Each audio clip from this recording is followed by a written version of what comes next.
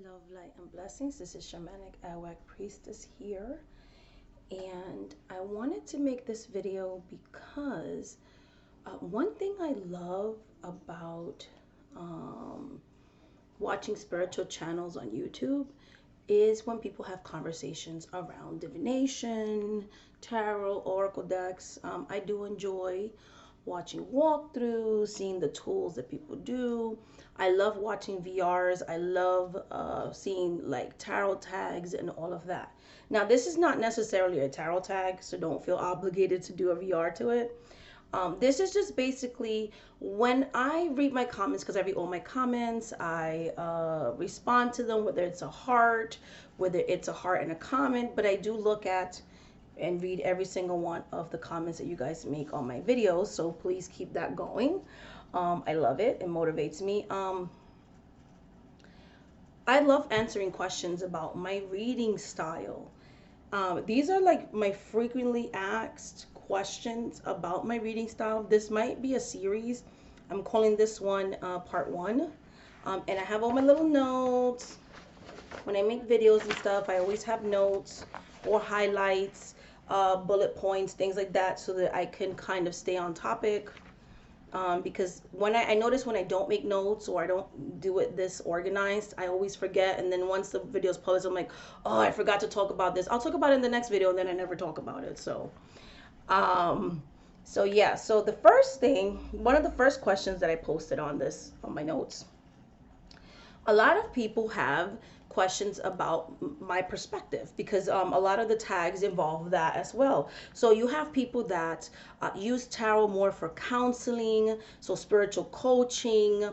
They use it for enlightenment, shadow work, a whole bunch of different uses for tarot or forms of divination.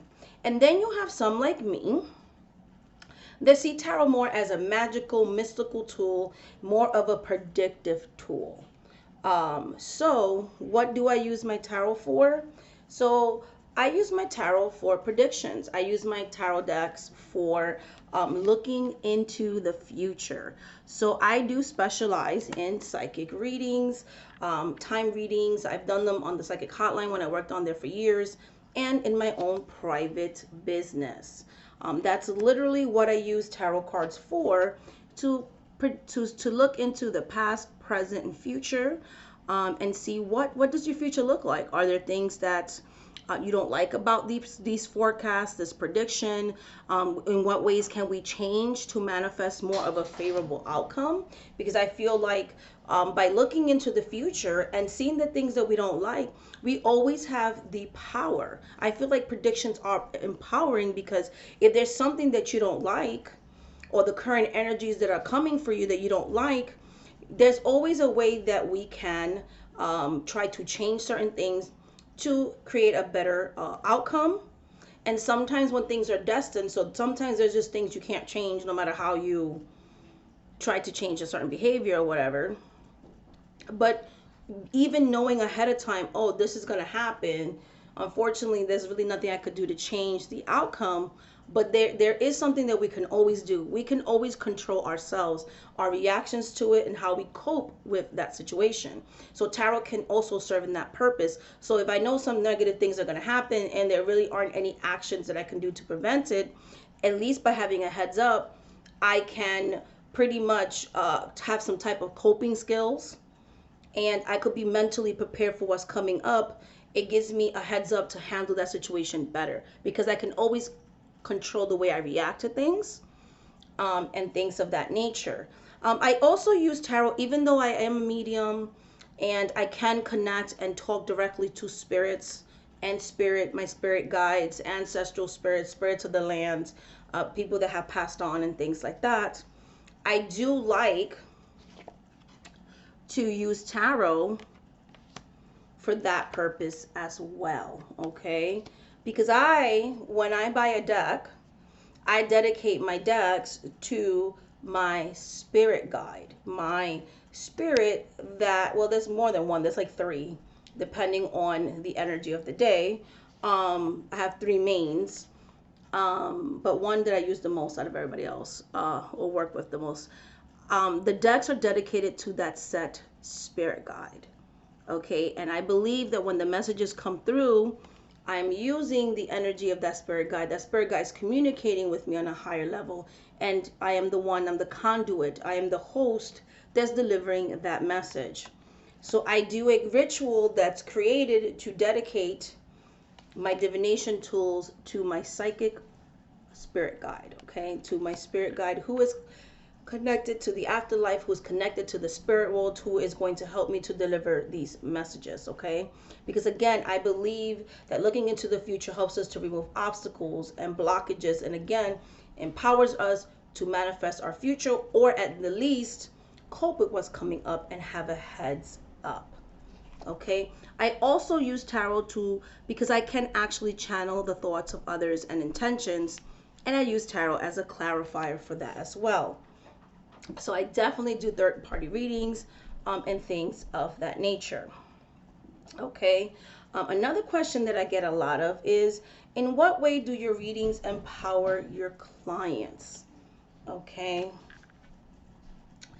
and like I said, my readings can help me to look into my client's future and see the possible outcomes ahead. Um, I can also help them to see the same situation from the perspective of others, such as our relationships with our family members, our friends, our significant others, or the person of interest. Because there's always that saying, his story, her story, and the real story. And everybody has their interpretation of a certain situation. So by channeling the thoughts of others, channeling the intentions of others, you may see things one way in the relationship, but the outside party may see it in another. So maybe by you understanding how they're looking at things, you can better manifest the outcome that you want with this person. You can better try to work on the relationship. For example, you might have somebody who's like, my significant other barely communicates with me, and we'll do a reading and we'll channel that person's thoughts, and then it's like, oh, it's not that the person doesn't want to communicate with you. There was a such and such incident. They'll be like, oh yeah, that did happen, where they felt like you shut them down, so they just feel like they can't come to you for that, like they can't talk to you in an honest way, so they kind of like try to shield you. That helps, because then that person's like, oh, we have to work on our communication. So it's not that that person doesn't want to talk to me, is that because I have turned them down on certain occasions, this person doesn't feel like they can actually be honest with me because of the reaction that I had to it. So I have to work on how I react to things to make this person feel safe when they communicate. What does that do? That helps to change the outcome. So maybe I saw a possible breakup, but because the client worked on their communication skills with their partner, then that breakup is preventable, because if it's not something that's destined, we can change the outcome of that situation. Sometimes breakups are meant to be because that person needs to grow, you need to grow, and you can go your separate ways, and then in the future you'll come together. That has also come out in readings as well. So I feel like that is a very important when it comes to me personally. Future forecasting, there's like an ambulance passing by, nothing's happening.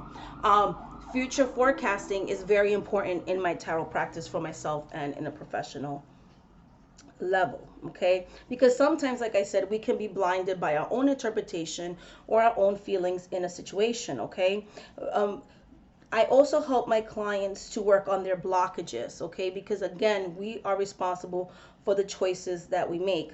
I can help them to see what energies need to be worked on, okay? So I do something called energetic readings, spirit messages, things like that. So I can do a reading that sees, what blockages do you have with chakras? What are ancestral messages that you may have? How do your spirit guides feel that you can work on certain situations? So on and so forth. So my specialized readings are more channeled readings.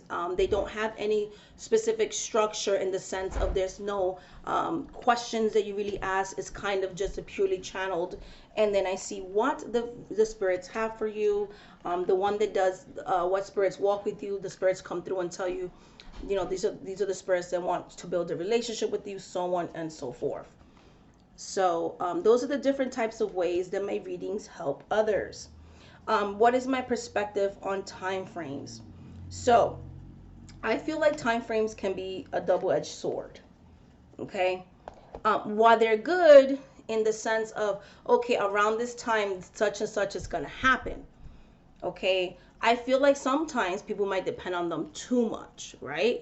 And what I mean by that is, oh, because this person's coming back in 2 months or this is happening in 2 months, they don't do anything to make sure that that outcome still happens. So I'm sabotaging the relationship. Oh, we ended up breaking up. Yes, because things were going to get better if. You got to always listen to the if. Things will get better with such and such if you work on communicating with them.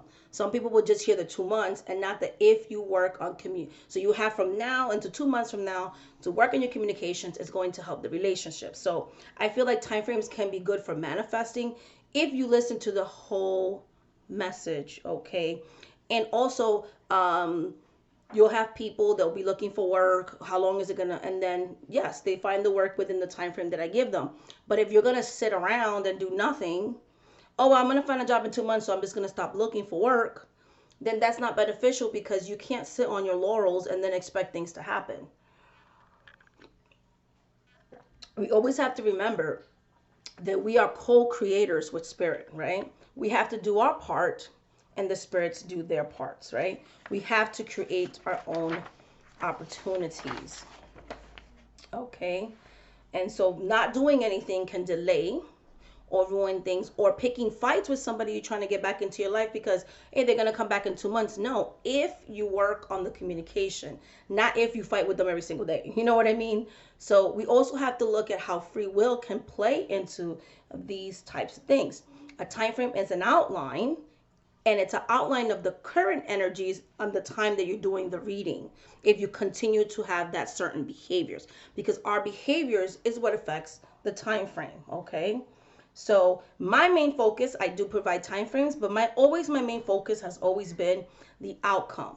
If the outcome is always the same, then I'm very good and confident in that situations, because again, time frames can change if we self-sabotage because of our free will and things like that. You can literally speed it up, you can keep it on track. So it's always important to do your checkup readings and things of that nature. um, Third party readings are unethical. Oh, third party readings, are they unethical? My answer to that is no. I am able to channel the thoughts of others, other people's intentions, other people's feelings towards you, and things like that. As a matter of fact, a lot of my readings consist of me reading on third parties.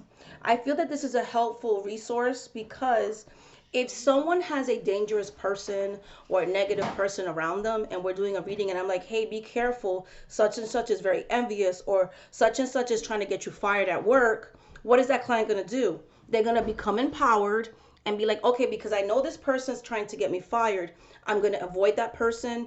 Or they can ask a follow-up question. Okay, if that person's trying to get me fired, what can I then do to avoid that situation from happening? For example, let's say you work in a place and I'm telling you like, oh, such and such person is doing illegal activities, so be careful in becoming too much friends with them because you might get pulled down with them. That person's going to try to keep their distance. They're going to make sure whatever they document in their job is everything's in writing. Okay, that way they can save themselves. I've had clients that have tried to go into business for themselves, and I picked up like, hey, the person you're trying to go into business, I kind of see you guys suing each other in the future. Make sure that your ideas are copyrighted and everything is in documentation. I have that same client coming back. Oh my goodness, I'm so glad, because just like you said, we had a falling out. But the good thing is, when they try to threaten to take my idea, I showed them, hey, this is copyrighted. I have proof that I was the originator of the idea. Therefore, they saved a lot of money in litigation. They save money in the litigation and they save money from their own business. So that's why I feel like third party readings are not unethical, for my personal opinion. My clients seek these types of services out. My clients seek these things out, okay? And I feel like they could be life saving, life changing, things like that. I've done readings on people's children and like, hey, check into my child, what's going on? I'll be like, hey, this child is kind of engaging in dangerous behavior, or this person has a bad influence friend. They'll find out that's true, you know? So I don't feel guilty about that. I feel like if I have the gift to do that and if I can help people with it, then that's what I do. I feel like we all have our own ethical codes. That to me does not bother me. I never even knew third party and predictive readings was a thing until YouTube. So I've done readings where I'm like, hey, that person you're dating, I feel like they're a pedophile. That person will go Google search the person. Oh my goodness, this person had a record. I didn't even know. So that, like, again, it can save lives. You know, it can be life changing, it can save lives, it could be beneficial. Are psychics real? Some people say yes. Some people say most people are old people are psychic. Some people like psychics are not really, they're scam artists. Some people are like no intuitive. Some people say a bunch of stuff. For me personally, yes. I believe that some people can be psychic.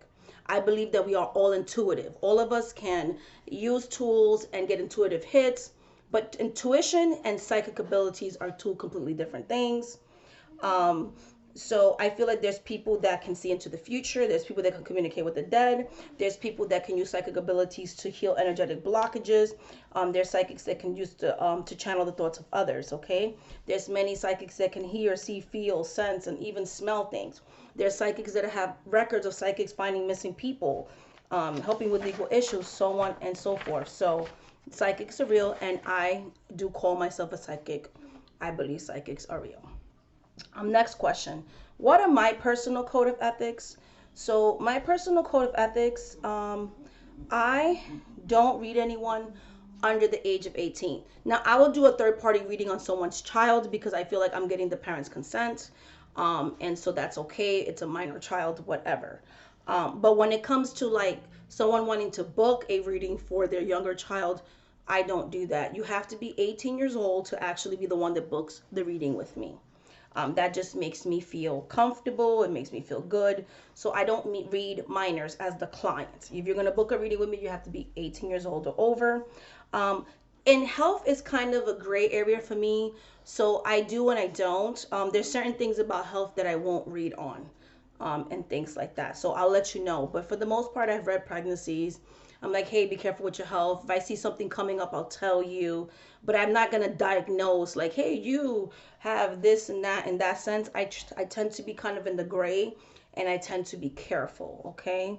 And legal issues, it depends as well. It depends on the client, it depends on me. It depends on what type of legal issues we're talking about as well.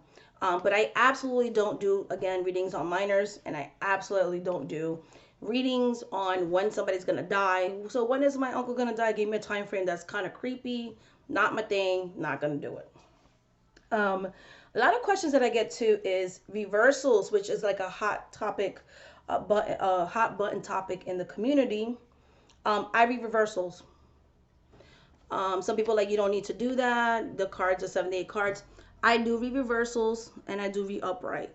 That is something that I didn't do in the beginning, but after like the first year of me reading tarot, it just started to call to me to do that. So I used to be one of those people like I don't really see the point to that, but then after a while, it was just something that calls to me. I also read positions too. You know, how the person in the drawing or the artwork, where their eyes at, you know, what side are they facing, if it's like multiple people cards. So I do positional readings as well. So, and I think I get that because I have a background in cartomancy, and positions are very important in cartomancy. Okay, spreads. What are your favorite spreads? I don't have a spread notebook. I don't do spreads. I kind of just pull cards until I feel that the story is told. My guide tells me to stop, and then I just go and I read them. So I've never done the truth of the cross of truth. I don't put my cards this way and then flip them over. When I'm pulling cards, I'm pulling it this way, and then I'm just laying them like that. Okay, and once the first card is pulled out, I start reading. So because again, I come from an experience and a background of timed readings, and I just want to get the information out there for the client, and things like that. So I don't use spreads. My shuffling style is the same way that I would shuffle. Sorry, my daughter was coughing. I had to check on her. But my shuffling style. My shuffling style is, I think they call it rifle shuffling. That's how I do. Same way that when I play with, you know, a deck of playing cards. It's the same way that I shuffle my cards. Again, I don't pull cards out this way. They're always upright. Okay. How do I pick my decks to do readings? So I've talked about that also in other videos. Every year, around December. Okay, I mostly buy my decks for professional readings. A few I've kept for personal readings for myself. For the most part, I buy decks to read them with the intentions of reading clients with them. So I usually play around with decks for a little while. Like I'll use them to read myself and do test readings and all that. And when I feel that I really connect with a deck like the most, that I don't need the guidebook, like everything's just coming to me, and this is like unexplainable connection. I feel like I have direct communication with my spirit guides, and I'm having dreams about them after I use them. And so when I'm just like, this is what you need to work with, um, I usually use 6 working decks, and I rotate them every month. For the whole month, I'm going to use one specific deck for professional readings, and then I trade them out. And the reason why I do that, when I first started, I will only use one deck because I read so much for the public, for my clients. I found myself getting bored looking at the same artwork over and over again. So this is why I like to have 6 different decks. Also, there was a time that my tarot collection, in my personal opinion, because I don't consider myself a collector, my purchasing was getting a little bit out of hand.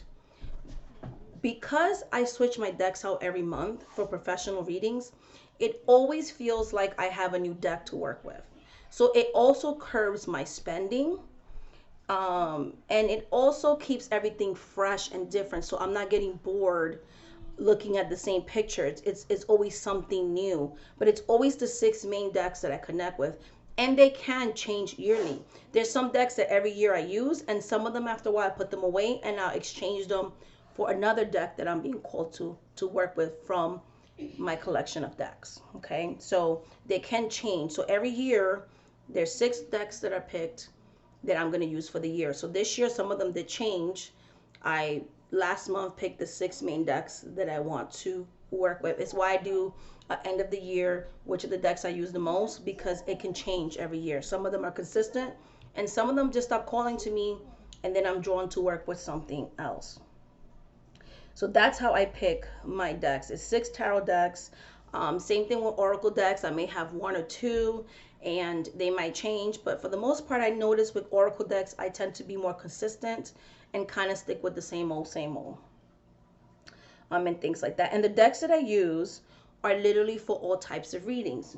I may be drawn to do a regular reading with this deck, not just chakra readings, where I may be drawn to do a chakra reading with this deck versus a regular reading. I don't have specific decks that are for money, love readings. One tarot deck is for me. I can do any type of reading with the decks that are my working decks. Chakra reading, spiritual messages, specialized reading, regular predictive readings. I can do a reading with tarot. I can do any type of reading, past life reading, all that stuff. Spiritual investigation, like I can do any type of reading with those specific decks. It's why they're my top 6 and why those are the ones that I'm called to use. So I always let my guides guide me in the tools that I'm going to use for the year for my professional work. What types of readings do I perform? So the types of readings that I perform psychic time readings. I do perform spiritual court investigations, which are like, what are the guides, the spirits that want to work with you, the deities and things like that. I do energetic readings. What are the energies that are maybe blocking you? What are the things you need to work on in order to manifest certain things in your life? I do spirit messages. Spirit messages can be a past loved one coming through, but I don't advertise them in that way because you're not always guaranteed to have a relative come through. So spirit messages could be a family member, a spirit guide. It's non-specific because it's whatever spiritual message may come through source. So and a lot of people tend to love those readings as well. I do past life readings, so we're not going to hit every single past life, right? Because some past lives are more significant than others. But we are going to touch on the ones that do actually affect. They didn't only just affect you in the past, in your past life, but how is that past life affecting you in the here and now? What are the things you can work on? What are the good attributes and the life lessons that you've learned and the soul lessons you learned from that lifetime?